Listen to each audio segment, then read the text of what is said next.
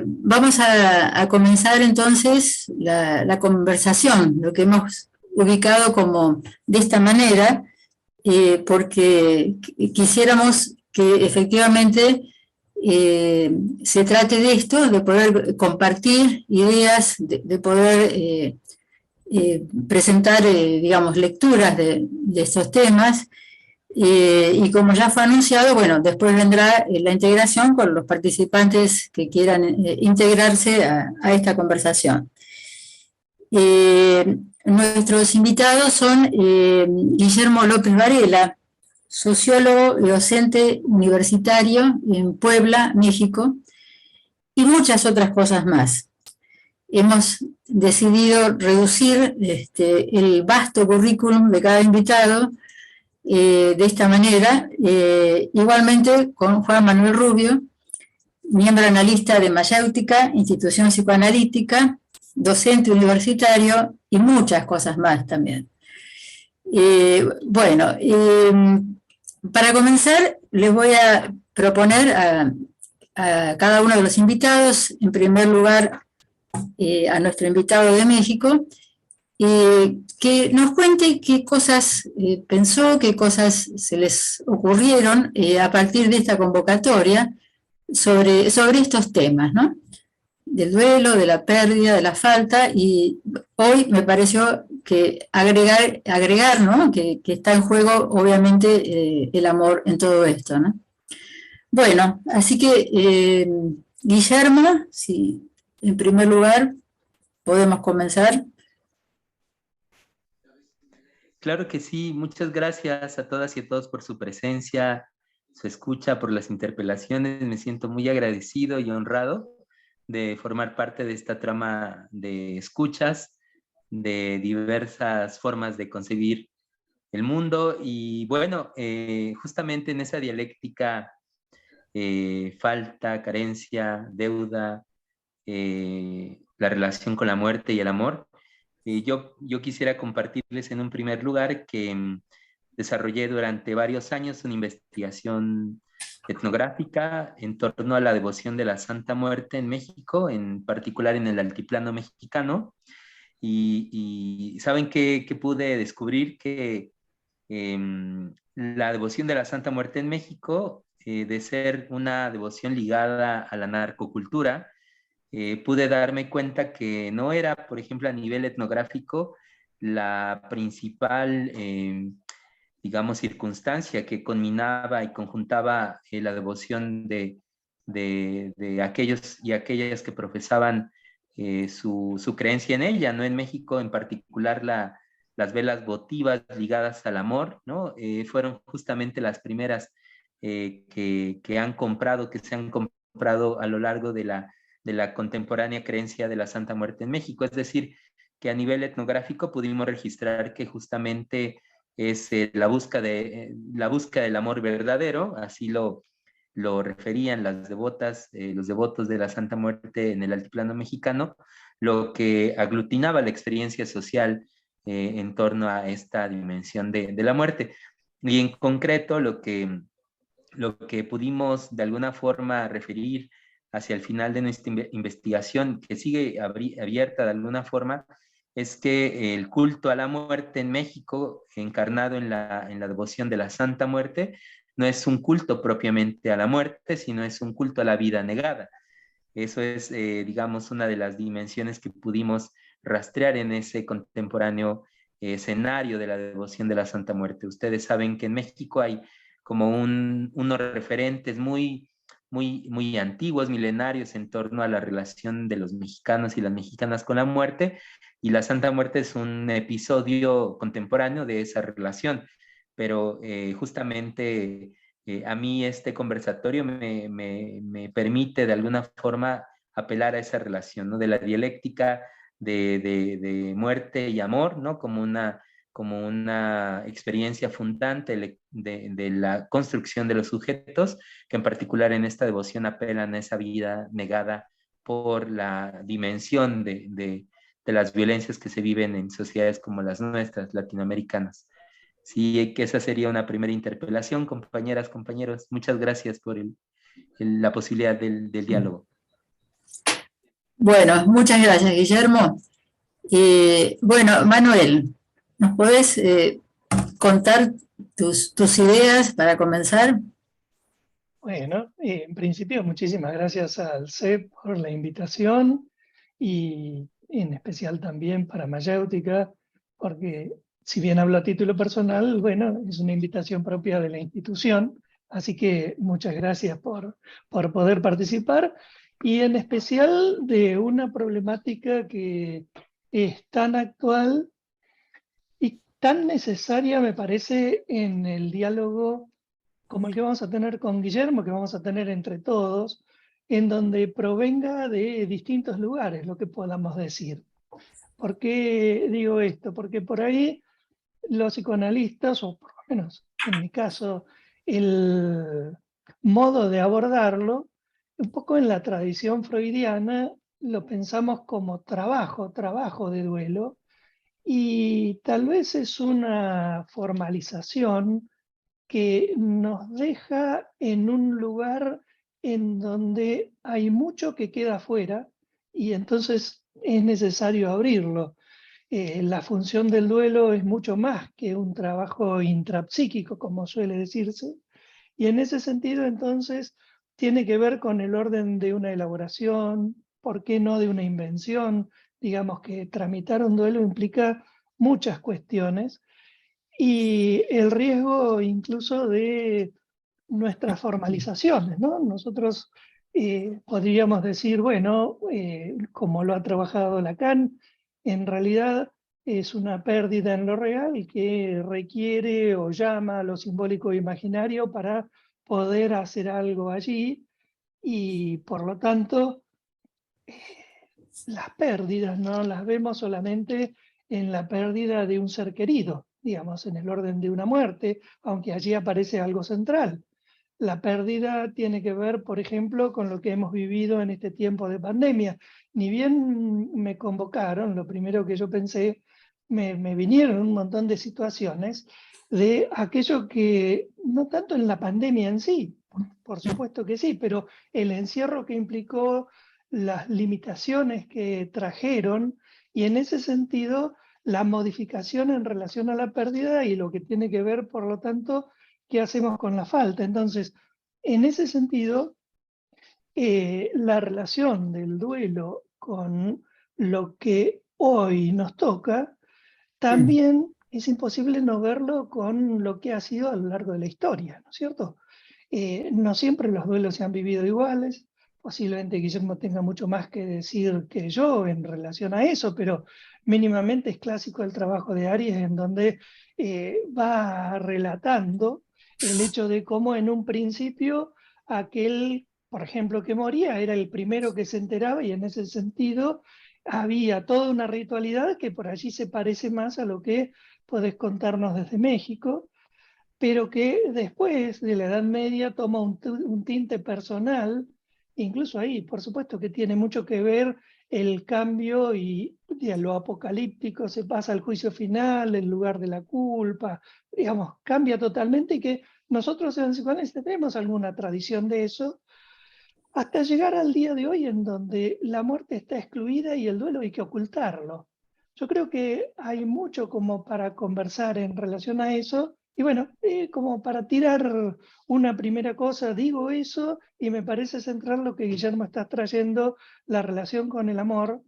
Yo agregaría desde lo psicoanalítico la dimensión erótica, un poco al modo como Alush trabajó la erótica del duelo, ¿no? No sé si Bueno, comenzamos a conversar, digamos, sí, tiro sí, estas cosas, hay un montón de cuestiones como para charlar, es amplísimo, pero así vamos abriendo un poco y podemos hacerlo dialogado. bueno, primero, muchas gracias, Manuel. Bueno, si te parece que tengas como para comenzar alguna pregunta como para dirigirle a Guillermo en este momento, y bueno, vamos avanzando. Me parece muy bien. A ver, por lo que Guillermo traes, rescatás algo que hoy día en el modo de vivir el duelo de una manera tan individual, tan cerrada, e incluso hasta por momentos vergonzante de los ritos, vos estás trayendo una experiencia en lo que contás, en donde la dimensión comunitaria y la posibilidad imaginario-simbólica del rito rescata mitos y transmisiones que me parece que son muy importantes como para que conversemos. Así es, compañero. Justamente estaba pensando en la interpelación que hacías con Philippe Arrier, porque es fundamental él para comprender esas distintas temporalidades, espacialidades a través de las cuales hemos concebido la relación con la muerte y los muertos, ¿no? La falta, los duelos, porque hay algo que yo interpelé a Arié que es como la muerte vivida, que es justamente una dimensión como que es una resistencia de las sociedades postindustriales de alguna forma ante el tratamiento tecnocrático del cuerpo muerto, digamos, ¿no? Del cuerpo considerado ajeno al mundo de los vivos, ¿no? Entonces, eso es algo que yo me sentí profundamente interpelado cuando hablabas de los tiempos de pandemia, ¿no? De la sindemia de COVID-19, porque justamente eso dentro del escenario mexicano que tiene una honda relación con la producción del duelo, ¿no? En términos comunitarios, ¿no? Trastocó fuertemente ese vínculo, ¿no? El pabellón COVID, por ejemplo, con los enfermos que se encontraban en este espacio, imposibilitó, por ejemplo, la relación de acompañamiento, ¿no? Que suele darse en las últimas horas a los queridos, ¿no? A los familiares, ¿no? A los cercanos que en el imaginario mexicano se concibe están por emprender un largo viaje, ¿no? Entonces, en el escenario del altiplano mexicano, por ejemplo, esas últimas horas son horas de acompañamiento que van a producir toda una experiencia, por ejemplo, que hace que en las cajas de los muertos se deposite todo un cúmulo de ofrendas, ¿no? Que se concibe, van a ayudarle a aquel que emprenderá ese viaje. Por ejemplo, en la región Inguigua poblana se suele llamarle a un especialista ritual que haga pequeños utensilios que expresan la labor que realizaba la persona en vida para que pueda seguirla realizando en ese otro lugar, en ese otro tiempo que emprenderá. Y eso pues simplemente en el contexto pandémico pues se clausuró porque ya ni siquiera entregaban los cuerpos de nuestros seres queridos, sino una bolsa hermética imposible de ser abierta y igualmente la caja en el tratamiento tecnocrático de las funerarias pues impidió que ese tratamiento ritual se diera, ¿no? Entonces hay algo ahí que tiene que reconfigurarse en relación a esta temporalidad de la pandemia, porque todo ese cúmulo de ritos, por ejemplo, también la dimensión del recogimiento de la sombra, ¿no? Que tiene que ver con hacer que el cuerpo de nuestro ser querido habiten por última vez todos los espacios de vida donde hizo vínculos con la comunidad, con la sociedad que lo vio tejer, ¿no? El tejido de la experiencia comunitaria, pues también se rompió en pandemia. Los permisos municipales para trasladar una carroza fúnebre de un enfermo de COVID, pues restringían que esos tránsitos se dieran, ¿no? Y así múltiples relaciones con la muerte, el duelo, la falta se transformaron, ¿no? Entonces, lo que quisiera decir para propiciar esa conversación es que sin duda se trastocaron. A Arié tendríamos que volver a leerlo para, digamos, retejer la forma en la que él puede ayudarnos a entender esos distintos estadios de las formas del morir que él nombra, y sin duda hay mucho de lo que podríamos conversar en torno a esta dimensión. Yo desde esta interpelación podría preguntarte de vuelta si tú imaginas que, por ejemplo, hay algo en la experiencia argentina contemporánea. Nosotros desde México, por ejemplo, hablamos de estas devociones no totalmente legibles, digamos, para el Vaticano, pero que existen en todos los países de América Latina, que es, por ejemplo, en Argentina, San la Muerte o Gauchito Gil. Si hay algo que tú rastrees en la experiencia argentina que pudiera de alguna forma emanarse a esto que que comparto de la experiencia comunitaria de la muerte desde México. ¿Cómo ves? Mira, te puedo contestar en forma más intuitiva que por conocimiento, digamos, ¿no? Lo mío es el psicoanálisis y más lo que yo te puedo aportar más de todo lo que es el trabajo del duelo está en relación más a la experiencia clínica y a esa lectura. Pero sí, vos estás trayendo precisamente dos situaciones, te lo puedo decir un poco en términos de cultura general, no por estudiarlo y como lo estás trayendo vos. O sea que es muy limitado lo que yo puedo conocer al respecto. Sí te puedo decir lo siguiente, que en distintas regiones se da un sincretismo con un aspecto de lo que tal vez desde Ariel diríamos el segundo momento, cuando toma la relación con lo que dentro de lo cristiano es más la relación con la muerte y el Viernes Santo y no tanto con la resurrección, lo cual es muy significativo porque más que en relación con la vida, que digamos, si lo tomamos en la simbólica de la creencia, ¿no es cierto?, tendría que ver con el Cristo vivo, no con el padecimiento y la muerte. Ahí hay algo, pero lo que sí me parece muy interesante es que sea como sea, en ese sincretismo se rescatan mitos que se transmiten y permiten elaborar el duelo en esa dimensión. Cosa que en nosotros es mucho más difícil, que es lo que vemos más en el consultorio. ¿Por qué? Porque estamos más tomados tal vez por vivir la muerte más como una pérdida, porque al vivir el morir y el intentar sostener la vida biológica a la medicalización de la muerte, por supuesto que se pierde lo que vos estabas diciendo de la muerte vivida, porque la muerte vivida es la muerte de quien está moribundo y la muerte del deudo que lo está acompañando. Más allá del tipo de creencias que tenga que le permitirá el sistema simbólico, pero algún tipo de creencia que se transmite, que se muestra en algún tipo de ritualidad y que es lo que va a permitir la elaboración del duelo. Porque si bien no hay me parece un universal, sí hay tiempos. A ver, no vamos al tiempo que la psiquiatría marca, pero pensemos en el extremo. Por ejemplo, cuando desde clasificaciones psiquiátricas se ubica, si no se hizo el duelo en tantos meses, entonces ya es una depresión y hay que medicarlo. A ver, es la pérdida precisamente de esto que estamos diciendo. Por ende, ¿qué es lo que quiero decir? Allí la muerte se la está tomando simplemente como un terminar, no como un morir.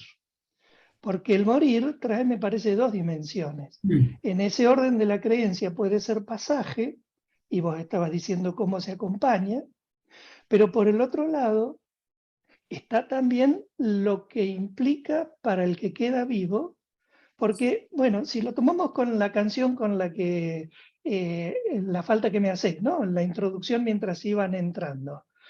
Allí tenemos dos dimensiones.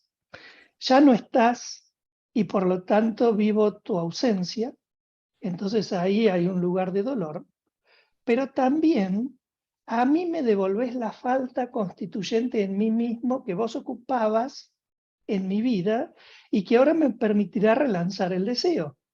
A ver, por un lado, aquello que con vos pierdo y que me parece ahí que no alcanza la noción de trabajo de duelo, sino que hay algo mucho más que eso porque hay otro tipo de riqueza, pero fundamentalmente en la posibilidad de relanzar el deseo a partir de esa falta en lo que es la invención de ese duelo. No te estoy contestando específicamente en lo que me preguntabas en su dimensión más sociológica, sino relacionándolo con lo que puedo decir, ¿no? No sé qué te parece en esa experiencia. Sí, pues profundamente interpeladoras, de verdad me haces igual volver a confrontarme con la experiencia justamente de esta investigación etnográfica, porque ese vínculo, por ejemplo, que establecemos en México con la muerte, con los muertos, ¿no? Con ausentes que siempre están presentes, ¿no? Por ejemplo, ustedes quizás hayan escuchado que en México ponemos en los últimos y primeros días de octubre y de noviembre ofrendas, ¿no? Justamente para esperarles, ¿no? Porque en ese viaje que planteamos, emprenden, se concibe que vuelven de alguna forma, ¿no? Y vuelven no solamente para, de alguna forma, no, digamos, vigilar el mundo de los vivos, ¿no? Sino para sentarse a la mesa con todas, con todos, para resignificar también la lucha, la resistencia cultural, para por unos breves días, digamos, volver a constituir el mundo de los vivos, ¿no? Entonces es algo que a la cultura mexicana le ha aportado pues gran vitalidad, porque siempre hay, por ejemplo, en la manifestación de la alimentación, hay referencias, ¿no? Que son específicas en cada región, que hablan sobre ese intento de establecer este diálogo con las generaciones pasadas, ¿no? Por ejemplo, siempre hay una insistencia al cocinar de que acuden los abuelos, las abuelas a mirarnos desde las cazuelas como espejos, ¿no? Entonces, eso es algo que a mí me ha interpelado mucho, que en esa ritualidad está la dimensión de que la muerte es una pregunta, al fin de cuentas, ¿no? O sea, para el mexicano es una duda profunda, existencial, pero también cuando se vuelve una pregunta estamos diciendo que en términos de Bloch, que no nos contentamos con el cadáver, ¿no? Es decir, que concebimos siempre que hay algo que puede subvertir la relación dialéctica de vida-muerte, ¿no? Y eso permite una crítica cultural de una otra dialéctica que sería vida-no vida, ¿no? En términos, por ejemplo, de Giorgio Agamben, ¿no? Y la actualidad del campo de concentración. Entonces, eso es algo bien interesante para nosotros, que miramos desde ese lugar la mirada de la muerte, ¿no? Entonces, es profundamente interpeladora la perspectiva que nos planteas. Me parece importantísimo, fíjate lo que decís del diálogo generacional, porque hoy día estaba pensando en un filósofo Dufour cuando plantea que precisamente ya no vivimos más el sujeto kantiano, en el orden del deber, ni el culpable o neurótico sujeto freudiano, sino más bien un sujeto que se vive autorreferencial, pero que tiene que autogenerarse, ¿no es cierto? Entonces, en ese sentido, si tiene que autogenerarse y remitirse a sí mismo, claro, ¿qué pasa con la posibilidad de esta historia que vos estás trayendo? Y me parece fundamental, así como lo estás planteando. Puede haber pregunta por la vida, si no nos permitimos una pregunta por la muerte, pero no en el fenómeno de terminar la vida, sino la pregunta por la condición de mortales cuando estamos vivos. Poco estoy pensando clásicamente en la manera de Heidegger, que ya lo hizo en el año 27, ¿no es cierto? En Ser y Tiempo y de ahí en más, Ríos de Tinta, pero retomando cosas que son muy anteriores, ¿no? Y allí, a ver, ya que estamos en esta cuestión generacional, ¿qué se lleva y qué nos deja aquel que partió? A mí me impactó mucho cuando lo leí en Llena Luz, que él lo que allí pone como pregunta, ya que hablamos de la pregunta, es precisamente, ¿se lleva lo que hizo o precisamente aquello que incumplió y nos lo deja a nosotros como tarea? Un poco sigue el análisis de Lacan cuando trabaja Hamlet, ¿no es cierto? En donde la muerte del padre de Hamlet, en una de sus versiones, tiene que ver con el hecho de que él incumplió como esposo y de ahí una serie de cuestiones, y eso como cae sobre el hijo. Digamos, a ver, hago el salto en relación a esto. Cuando hablas de la dimensión de la relación con los antecesores que ya no están, en función de la transmisión de tradiciones, en función de aquello que vivieron y nos queda como legado, en función de aquello que quedó abierto y por lo tanto nos queda como tarea. No sé si eso es pregunta. A mí me surge, te digo, desde la experiencia clínica estas preguntas porque son muy claras que aparecen, pero aparecen en la literatura de una manera clara, ¿no? Sí, voy a introducir una pequeña pregunta para ambos. Una es tomando esto de la devolución de la falta, ¿no? Digamos que esa ausencia nos devuelve una falta que habilitaría algo por venir. Me parece que es subrayable y que está tanto en el psicoanálisis como en las concepciones de la muerte, en el sentido de que es algo, como decía Guillermo, la muerte vivida, ¿no? Que no es algo que es un fin ahí exactamente, sino que hay algo que queda por vivir de quienes están todavía, lo que han dejado los que se fueron, digamos que hay toda una experiencia y un vivir de la situación que parece, bueno, que cuando se produce esta posibilidad en lo colectivo de sostener ese tiempo de experiencia y de vivir la muerte, no es lo mismo que cerrar la puerta inmediatamente, ¿no? Bueno, me parecía subrayar esta parte del asunto, ¿no? Y la otra es una pregunta para ambos, que es el tema de la comida y la incorporación en los duelos, ¿no? En las ceremonias, a ver qué les parece agregar a esto, ¿no?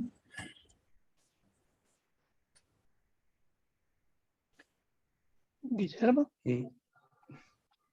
Sí, yo quería decir algunas dimensiones en torno a la alimentación, porque justamente hay algo ahí que está muy presente, por ejemplo, en las ritualidades del altiplano mexicano, y es que hay un cúmulo de platillos, ¿no? Ligados a este tránsito y también, por ejemplo, antes de que la muerte acontezca, por ejemplo, a la dialéctica salud-enfermedad, por ejemplo, ¿no?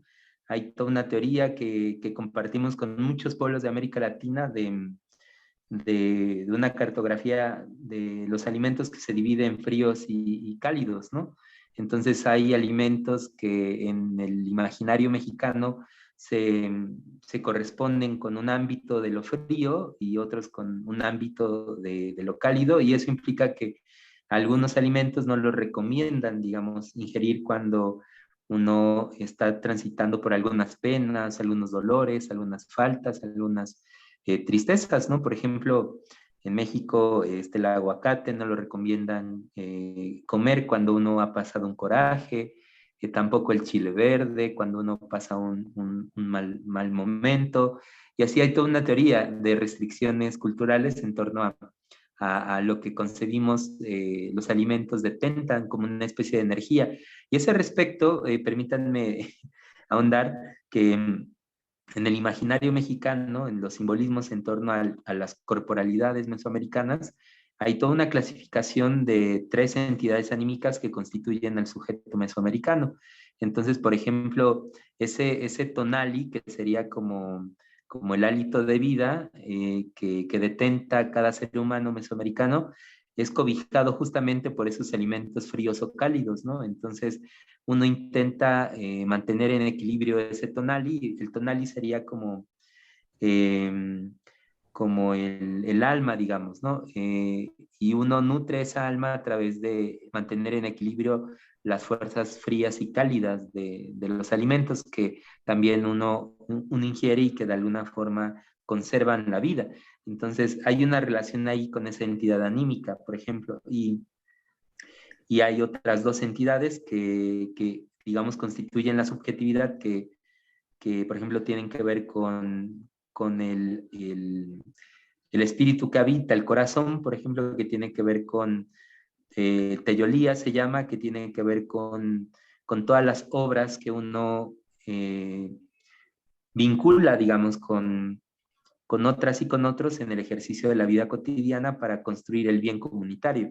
Entonces hay algo también ahí muy, muy fuerte de esa otra entidad anímica, porque se concibe en Mesoamérica que cuando una persona muere, justamente no termina la vida, sino más bien se inaugura la posibilidad de acceder a la comprensión de lo que implicó el vínculo con esa persona a través de los acontecimientos intersubjetivos que instituyó su presencia en el mundo, ¿no? Entonces, se concibe que la muerte no existe porque la teyolía, que es esa entidad anímica, sigue habitando el mundo de los vivos.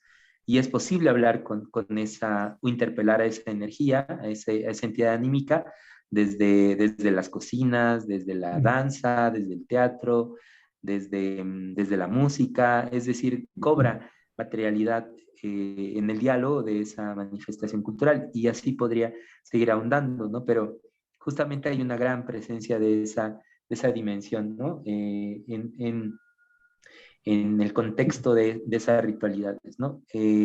Por ejemplo, en las ofrendas se acostumbra hacer habitar en la misma un platillo que es profundamente simbólico para el pueblo mexicano, que es el mole, ¿no? Que es una salsa de más de 40 ingredientes que condensan la historia de muchas comunidades y que de verdad en algún momento de su efervescencia, de su ebullición, las abuelitas nos comparten que uno es necesario mirar a verlo antes de sacarlo del fogón, porque ellas cuentan que uno es posible mirar la mirada de los muertos en la cazuela.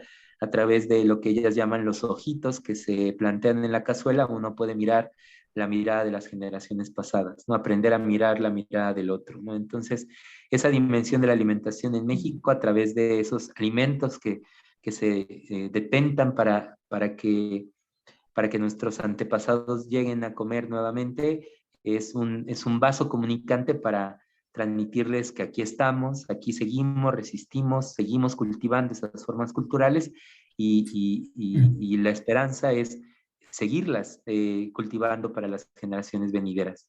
Bueno, muchas gracias, Guillermo. Le vamos a dar la palabra ahora a Manuel a ver qué nos dice de la alimentación y la incorporación. Mira, muchísimas cosas, y a partir de lo que decía Guillermo me despiertan muchísimas más también. Así que bueno, voy a tratar de ser sintético, así abrimos también el diálogo, porque veo la hora que estamos. En principio, para el psicoanálisis, la comida totémica es inaugural desde Tótem y Tabú en Freud, e incluso una cosa central en esto que estamos charlando es como Freud, educado en el orden del positivismo de su época, hijo del siglo XIX y todo su intento de poner el psicoanálisis como una ciencia natural, en realidad vuelve a restablecer la relación de el hombre con los mitos, y en ese sentido, bueno, Lacan lo llamó un mito científico a Tótem y Tabú, y cómo en esa comida totémica nosotros tenemos todo un inicio en relación a una muerte que precisamente da vida y que es subjetiva. Y aquí entonces lo tomo, engancho con el otro aspecto que vos estabas diciendo, me parece muy importante. Cuando hablamos del duelo, el duelo se tiene que subjetivar, no es una cosa que se hace desde afuera. Por eso yo hablaba de invención. Y allí entonces, el riesgo que nosotros cometemos por ahí cuando no entendemos nuestro lenguaje y cuando hablamos de objeto, ¿no es cierto? La pérdida del objeto, ¿qué implica eso? Porque podemos vivirlo como entonces en el orden del tener. Vos decías aquello que nos sostiene, que nos mantiene, y ahí está la implicación subjetiva. Pero el orden del tener puede llevar a querer retener el objeto, detener el tiempo, y ahí entonces la pérdida es vivir en ese sentido más objetivo y no de implicación subjetiva. Creo que acá tiene muchísima relación con lo que nos mostrabas, Guillermo, en donde, bueno, a ver, me surge decir, una relación, lo decís, con el hombre y el cosmos a través de los ritos que permiten esa transmisión y ese continuar, que dicho en nuestros términos, me parece que es uno de los modos que posibilita desde el orden comunitario de hacerse cargo del dolor de existir, porque en última instancia, cuando nosotros hablamos del duelo, ya hay una cosa básica, digamos, el lugar de lo imposible del objeto. Si en Freud el objeto perdido, hay un duelo constituyente. Entonces, ya desde ahí el duelo permite nuestra constitución como sujetos desde el origen, ¿no es cierto? Por ende, de ahí en más, cualquier duelo, y bueno, no escapa a eso como una cuestión central. Lo que pasa es que, claro, desde lo sido hacia lo imposible, me parece que Guillermo le da una versión mistérica, por decirlo con una terminología muy occidental. Y nosotros estamos acostumbrados a que el misterio queda como para un pensamiento que no es para nosotros y lo llevamos más bien a responder preguntas en función de problemas, no de misterios. Y sin embargo, hay un orden de sabiduría humana en donde eso mistérico es central y vos lo estás mostrando de una manera muy clara y me parece interesantísimo. En relación a lo que decís de la comida, el mole y los ojos, bueno, para el duelo, Lacan ha trabajado muchísimo eso, diferenciando, lo voy a decir en términos técnicos para hacerlo cortito, pues no me parece central, parece mucho más importante cómo lo estamos abriendo, pero diferenciando el objeto A como mirada de lo que es aquello que cubre a ese objeto imposible, que tiene que ver también con como vos lo traés, ¿no es cierto? Más en el orden de eso que nos mira, pero no solo como mirada, sino también en el lugar de lo especular, que tiene que reconstituirse como para a partir de ahí entonces se restituya el lugar de la falta, que habría mucho para hablar, porque cuando en psicoanálisis hablamos de falta, hablamos de privación, de frustración, de castración, del agujero constituyente, digamos, pero en última instancia me parece que ahí tocamos un punto central en donde la salida del duelo implica aquello que ya no está en aquel que no está, aquello que de mí ya no está, pero ese lugar de falta que me permite relanzarme, no sin haber atravesado esto, y que para eso vamos a necesitar y los mitos constituyentes de nuestra cultura según el modo como estamos. Vos estás mostrándolo muy claramente con los mitos del altiplano, me parece, ¿no? Digo esto nada más porque me dispara Sí, muchísimas cosas. sí, sí. Sí, sí. Si les parece, porque estamos llegando a las 8, a las 20 horas, podríamos ir abriendo el diálogo con los demás participantes. ¿Qué les parece a mis colegas? Bueno, ya Sí, tenemos, sí. bien, Carlos María Benítez. Y hola, ¿qué Adelante. tal? No, se me ocurría pensar también esta función del ritual que se ha ido perdiendo también, esta cuestión que bien marca Philippe Ariès, ¿no? De la muerte como algo público o algo comunitario o algo privado ya. Eh, esta función de los rituales que justamente están hechos para los momentos de flaqueza, ¿no? Los momentos de traspaso cuando alguien pasa de la niñez a la adultez, de soltero a casado y de vivo a muerto, no solo por el muerto, sino por el supérstite, digamos, ¿no? Esos momentos de flaqueza, los hemos ido perdiendo estos rituales, y por ahí es muy interesante, bueno, que cada tanto nos los refresque algún antropólogo, sociólogo que todavía se siguen haciendo esas cosas y lo necesarias que son, ¿no? Y también esta cuestión de, bueno, también otro de los rituales que se ha perdido es el banquete, ¿no? Algo de eso se ve en algunos velorios cuando alguien dice, che, preparo café, pero no pasa de ahí, digamos, ¿no? Esta cuestión de sentarse a comer, eh, ¿comer qué y a quién sería, ¿no? La pregunta. Y también que la comida lo que hace es reforzar los lazos, ¿no? Bueno, esas cosas se han ido perdiendo, digamos, y hacen que justamente este, la muerte o la falta o la irrupción de lo real, tengamos menos cuestiones como para abordar eso, ¿no? Bordar, ¿no? Abordar y bordar, ¿no? Como surcir ese agujero que produce lo real en lo simbólico, ¿no? Bueno, muchas gracias. Seguimos un poquito la ronda. José Guillermo Martín. Martínez, sí. Martín, perdón. Martínez. Lo he escrito en el chat, pero quiero decirlo de palabra. Es a propósito de la cuestión de la comida, que parece que está apareciendo mucho. Porque sí, están los banquetes que se han ido perdiendo. Bueno, ahora ya los funerales se hacen fuera de casa, antes eran en casa, ahora no, ahora está prohibido por ley, tiene que ser en el tanatorio, por lo menos en España, aquí en España. Pero bueno,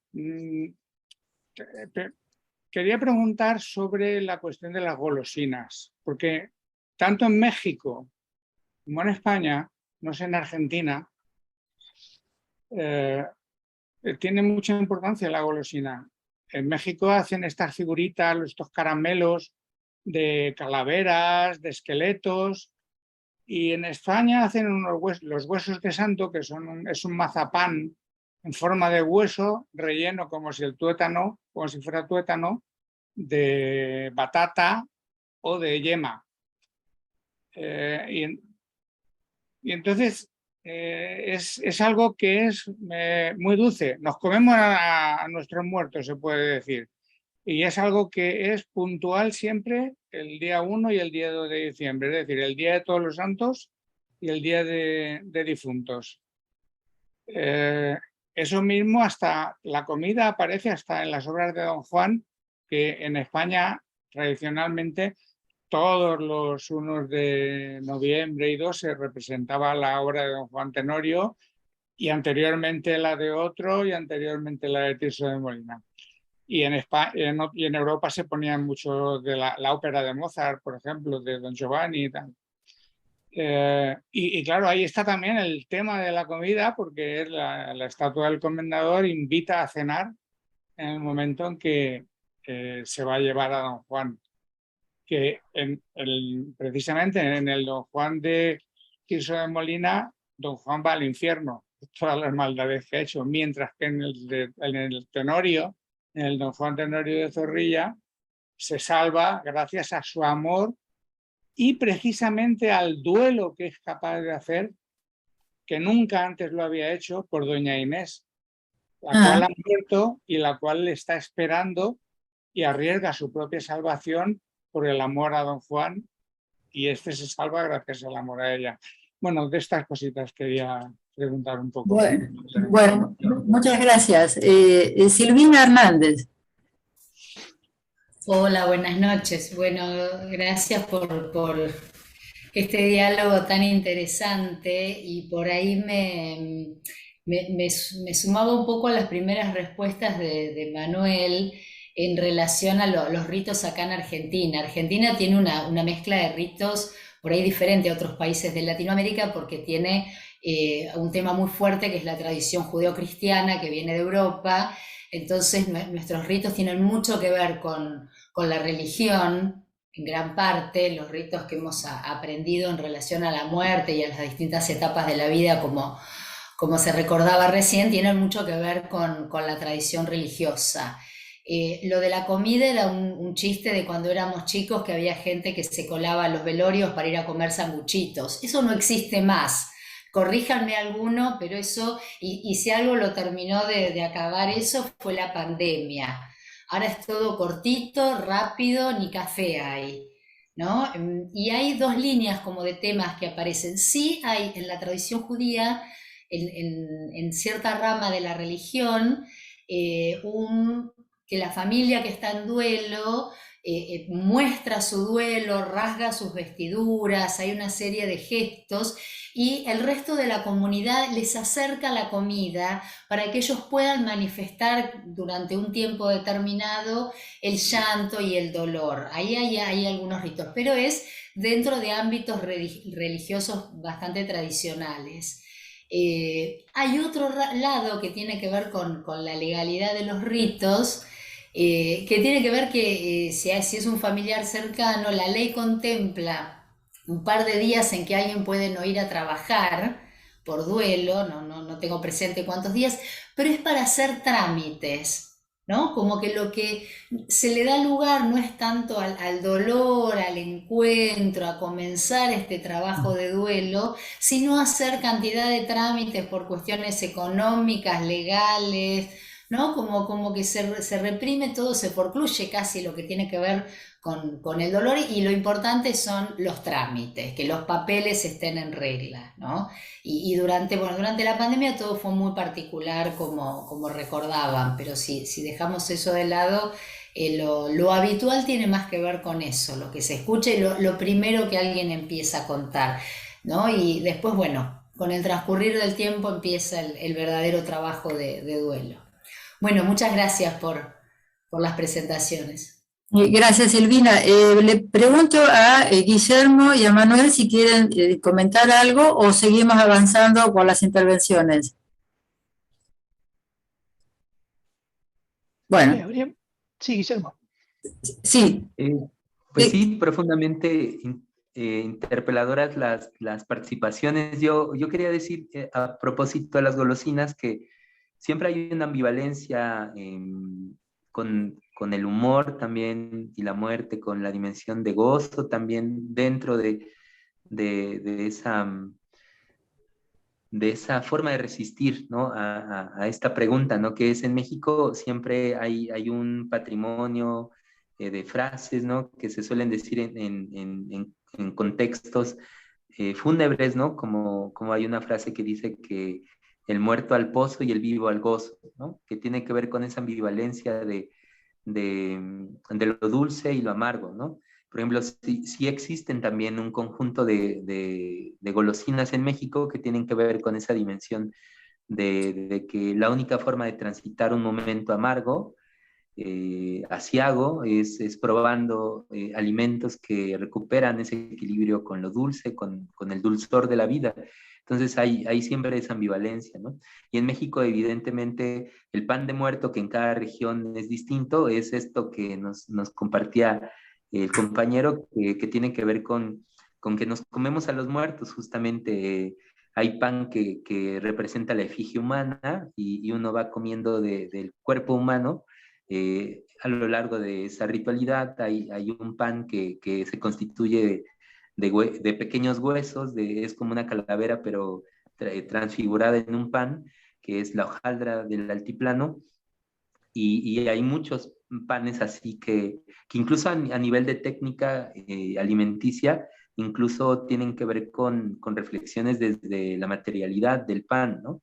Porque hay panes que suelen dejarse fermentar. Estos panes de masa madre, por ejemplo, aquí en la Sierra Negra del estado de Puebla, tienen al interior del pan, digamos, una reflexión en torno a aquello que se deja degradar, aquello que se deja de alguna forma que actúe en las propias bacterias, ¿no? Digamos que hay algo ahí muy profundo de la relación de esos panes rituales a nivel de su materialidad al interior de la misma, con el reflejo que implica hacerlos habitar en el contexto ritual.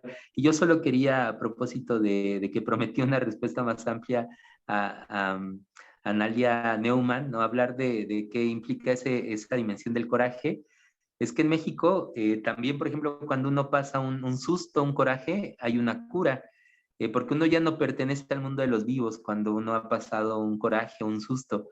Y es necesario, por ejemplo, en México, apelar al alma de la persona, hablan con la persona en la mano, sitúan un conjunto de flores rojas y a través de esas flores llaman a tu persona.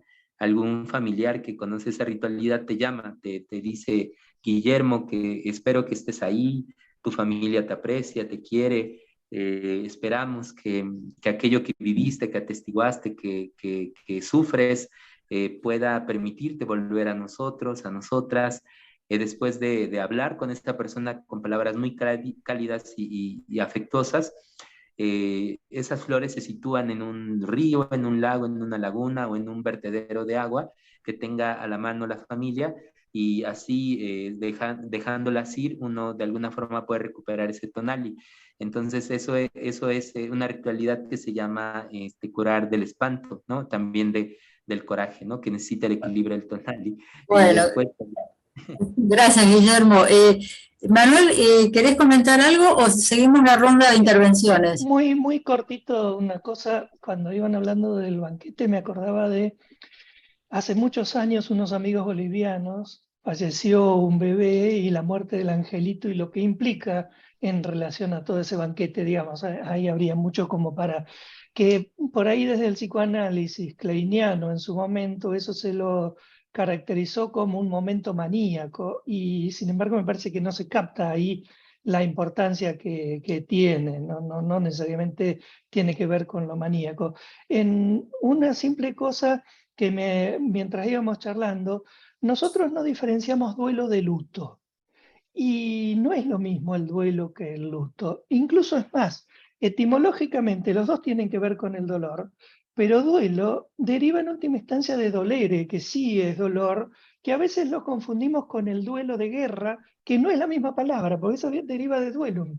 No es lo mismo el duelo del dolor, del duelo de la guerra, y luto proviene de otra palabra, de luctus, lugere, que tiene que ver con el lamentarse, el llorar. Me parece que el diferenciarlos puede ayudarnos en esto que estamos. Digo solo eso, así seguimos Gracias, conversando. gracias. Bueno, Beatriz D. No se escucha. Estás muteada, me parece. Sí, estás muteada, Beatriz. A ver, A ver, ahí. quería agradecer todos los conceptos vertidos muy enriquecedores y quería hacerle particularmente una pregunta, si es posible, a Guillermo, con respecto al antiquísimo juego de pelota de México, en esta dialéctica vida-muerte, donde los ganadores del evento eran entregados, sacrificados, ofrendados a los dioses. ¿Cuál es su mirada al respecto? Bueno, dejámosla entonces la pregunta para plantearla. Gabriela Spinelli.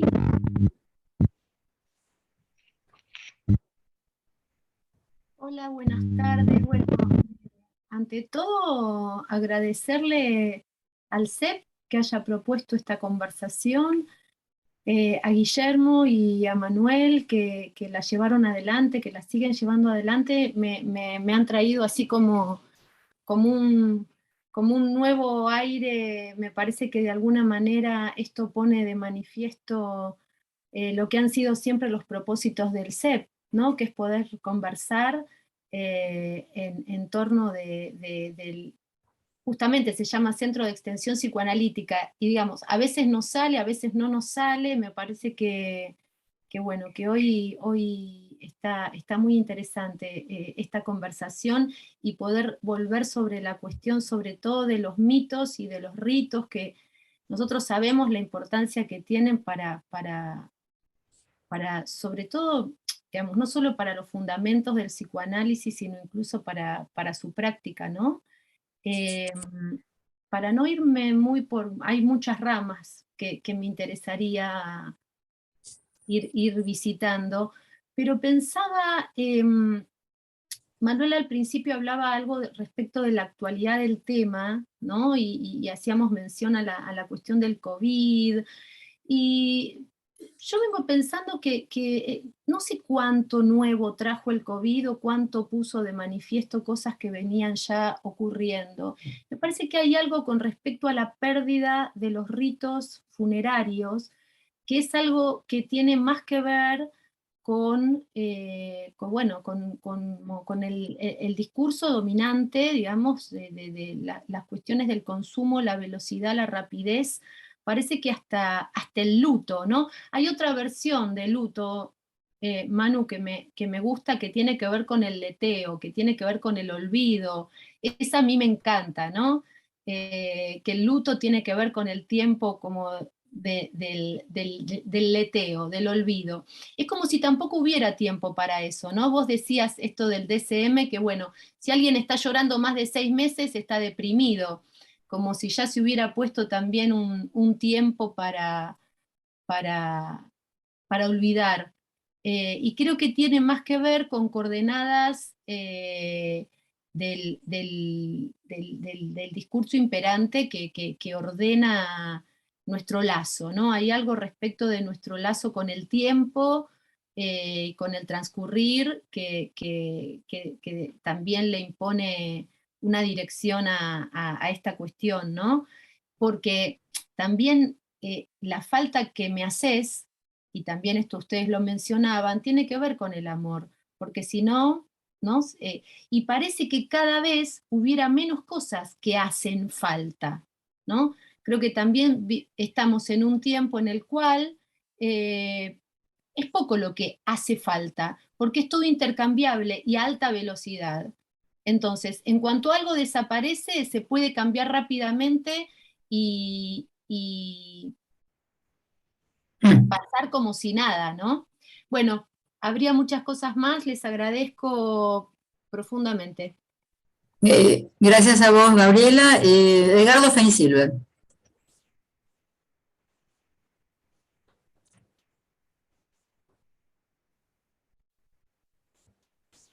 Edgardo. No se escucha, Edgardo. Micrófono.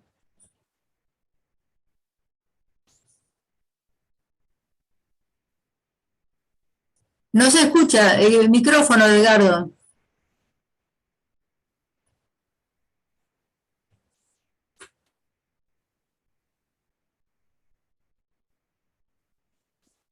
Edgardo, tu micrófono está activado. Podés revisar el volumen si no está bajo.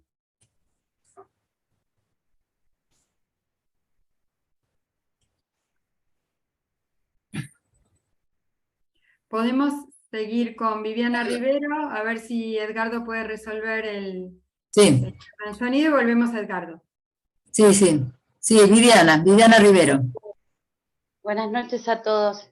Muchas gracias por lo que estamos conversando. Me quedaba pensando a partir de lo que estaban conversando, qué lugar ocupa el rito, ¿no? Qué importante es el lugar del rito, sea cual sea, ¿no? Para este proceso, de este trabajo, como lo presentaba Manuel, ¿no? Del duelo, para que algo de esa invención sea posible, ¿no? A mí me pareció muy interesante lo que nos traía Manuel en relación a que el duelo debe subjetivarse, ¿no? Entonces digo, estos ritos, ¿cuánto nos facilitan o nos posibilitan o colaboran en que algo de esto sea posible? Tal vez en algunos casos como los ejemplos que traían en relación a comidas o a modos o tiempos, ¿no? Que puede tener el proceso de velar a alguien, ¿no? También pensaba en otras cuestiones que a veces uno puede escuchar, ¿no? De quienes atraviesan la pérdida de un ser amado, como, no sé, bueno, esto que para el otro era tan importante, o la música que le gustaba, o los rituales, ¿no? Eso que compartía como modo de ritualizar también esa falta, ¿no? Bueno, la verdad que me quedo pensando en esto de si este atravesamiento, ¿no? O este duelo da lugar a encontrarnos nuevamente con la falta para poder subjetivizarnos nuevamente, algo de este duelo es vital, ¿no? Lo pienso como algo a partir de lo que conversamos, como algo bien ligado a la vida, ¿no? Bueno, muchas gracias. Muchas gracias, Viviana. Jorge Santos. Gracias. Bueno, antes que nada, gracias por las nutridas, vamos a decir, como llamados a replantear, a repensar, justamente a religar, ¿no? Pensaba justo en la etimología de religión, que finalmente articula también el tema del ritual, que tiene que ver con religar, ¿no? Si bien a veces pensamos que el pensar en un duelo es como taponear la pérdida, por así decirlo, por el contrario, de lo que se trata es de religar eso que se fue, es decir, no hay en el duelo un tema de ruptura con el lazo, sino más bien de inventar otro lazo posible. Entonces me llama mucho la atención y me gusta mucho pensar siempre en México, yo estoy en México también, esos distintos modos de inventar nuevos lazos con aquello que no está materialmente como lo conocemos, pero que puede estar de otra manera. Aquí en Oaxaca, por ejemplo, tenemos muchísimos municipios, muchísimas etnias en donde se dan de diferentes maneras.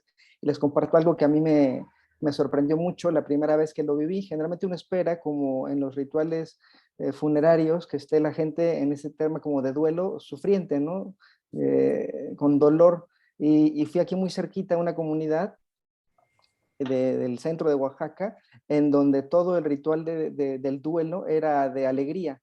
Y entonces te invitan a comer, y entonces te invitan a beber, y entonces te invitan a bailar. A mí la parte que me impactó muchísimo es bailar la música del difunto con los familiares del difunto que están contentos bailándolo.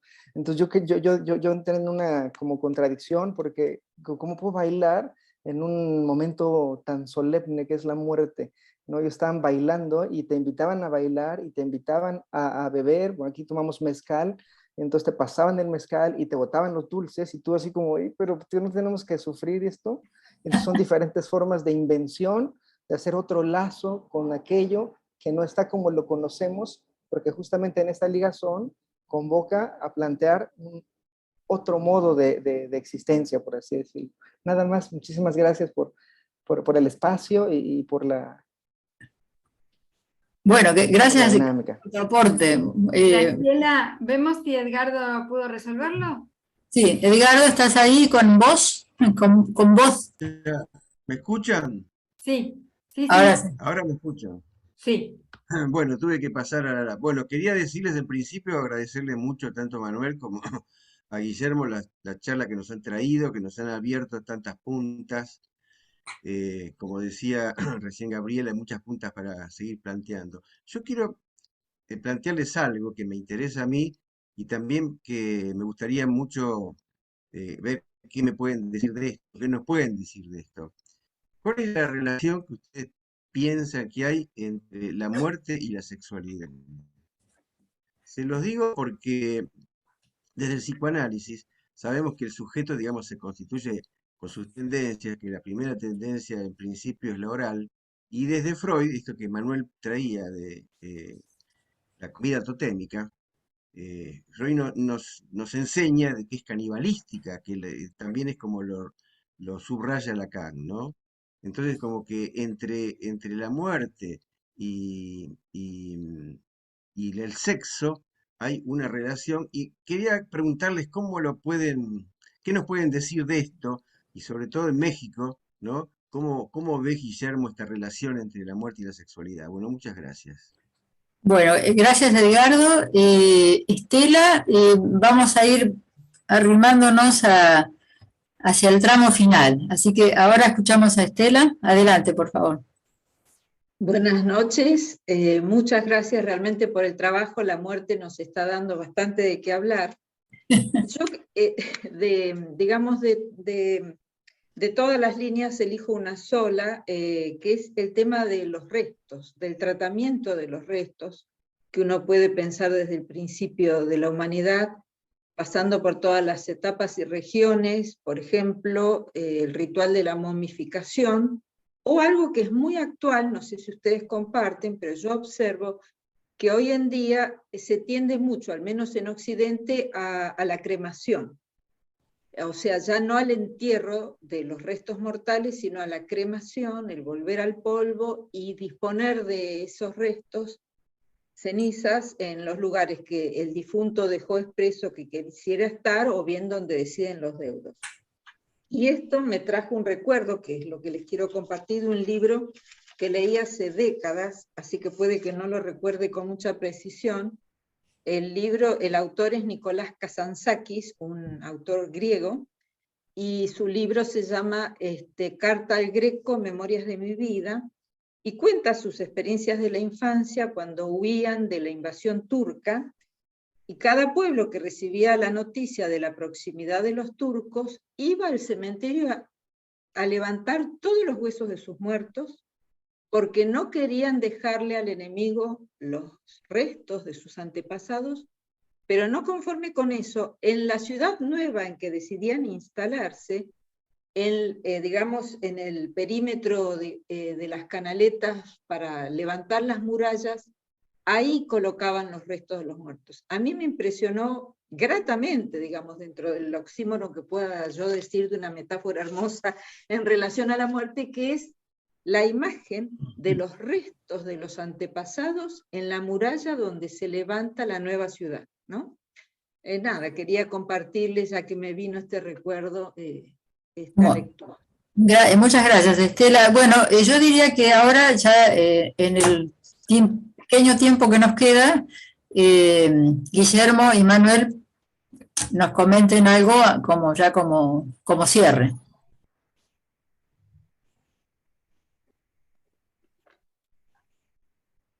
Había una pregunta incluso, ¿no? La que formuló Beatriz acerca de los jugadores de pelota en México. Sí, para Guillermo, sí. Sí, esta es para Guillermo. Bueno, como les parezca que... Bueno, Manuel, dale. No. ¿Guillermo? Que conteste Guillermo en relación, sí. Guillermo, ¿por qué los mataban? Sí, es que estaba intentando enviarles varias ligas a los trabajos que hemos venido desarrollando, que son de carácter público, libre y gratuito. Se los voy a hacer llegar a través de las compañeras que han organizado, compañeros, este encuentro. Y bueno, a propósito del juego de pelota, lo que siempre me gusta insistir mucho es que es un acontecimiento cultural que no es parte solo del pasado milenario, sino es algo que sigue realizándose en las comunidades. Aquí en la región Inguigua poblana hay varias comunidades que siguen elaborando esta dinámica que implica el juego de pelota, y que sí tiene que ver con una dimensión de esa dialéctica de vida, no vida, y que es muy, muy pertinente, por ejemplo, apelar que tiene que ver con el movimiento de los astros, es una reflexión en el territorio de los movimientos astronómicos, ¿no? Entonces también eso es algo que actualiza mucho de los mitos y de las ritualidades de las comunidades mesoamericanas. Es un ritual que propicia el ciclo agrícola, entonces muchas veces se realiza para comprender las transformaciones en el territorio, ¿no? Entonces, no solamente es digamos, como fue transmitida por los cronistas en la colonia,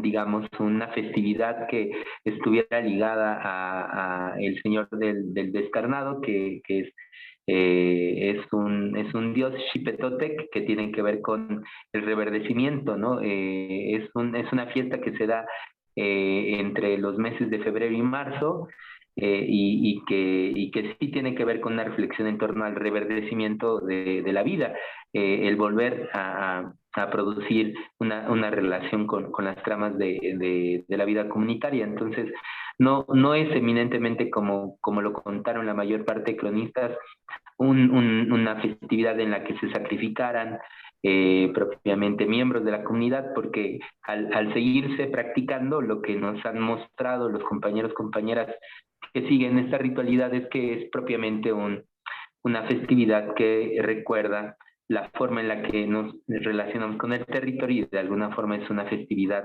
del ciclo agrícola, ¿no? Entonces, esa era en otra clave. Entonces, eso es lo que quería compartir, ¿no? En un primer lugar. Bueno, muchas gracias. Manuel.